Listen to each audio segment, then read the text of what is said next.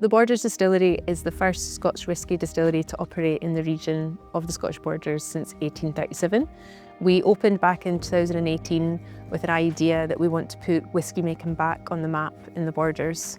Our cashmere and tweed industries are world renowned, and we as a town make super high quality product at scale. And what we've done is we've built that kind of industrial spirit into the distillery, and we want to represent the Borders in a new way with Scotch whisky. Our mantra has always been to release a single malt whisky whenever it's ready. A lot of other distilleries put it into cask, wait 3 years, release it as Scotch. So there's not much of a wait between bringing the customers along with them.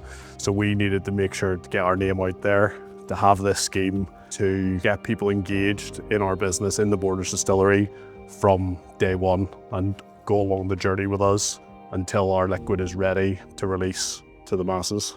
I think the significance of the fact that we use locally sourced barley in all of our production is actually a really key component. It means that we are supporting a local economy of farmers.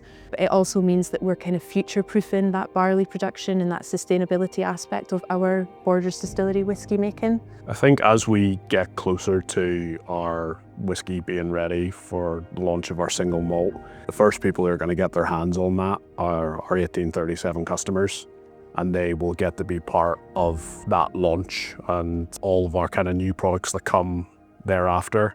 So as much as it's great to have your cask and everything that comes with it, you get to be a member almost, of an exclusive member of the Borders Distillery and all of the kind of perks that come with that.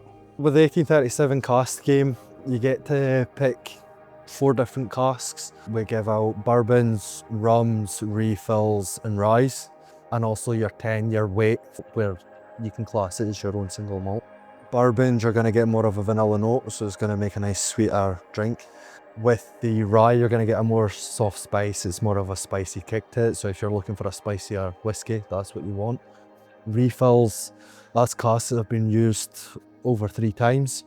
So you're going to get different flavours, but the main ones that you'll look for is more like the dark fruits, more of a vanilla taste as well. Rums is more sweet. It's just a sweeter drink. It's had rum in it previously, so if you drink rum, it's going to be a wee bit more sweeter to the taste.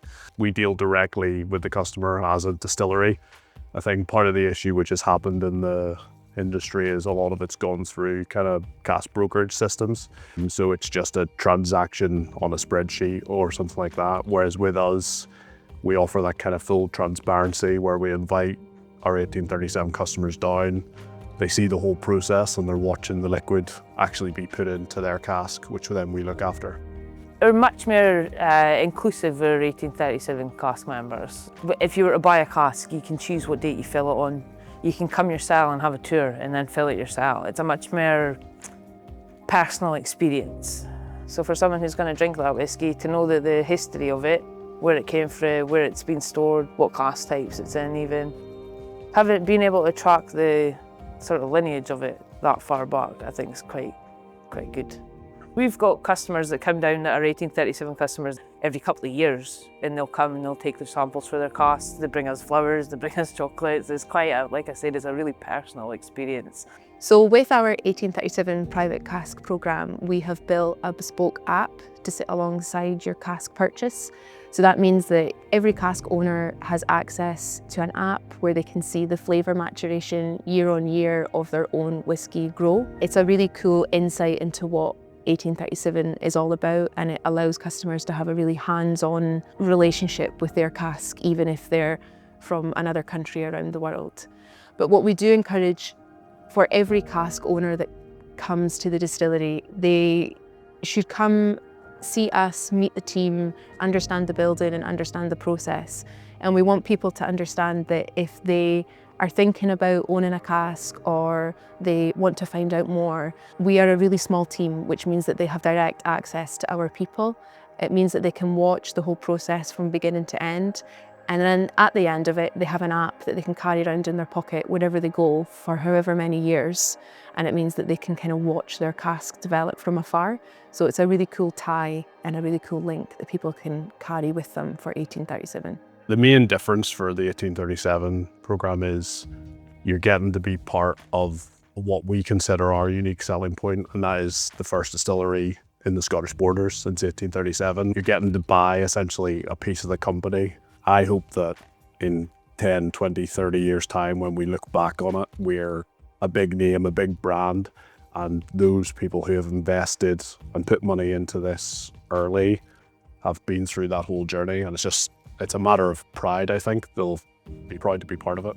1837 is really about allowing people to find joy and community within whisky ownership, and we think that our private cask programme allows people to do that in a new way. 1837 is about joining a group of other whisky enthusiasts from around the world and being part of something bigger.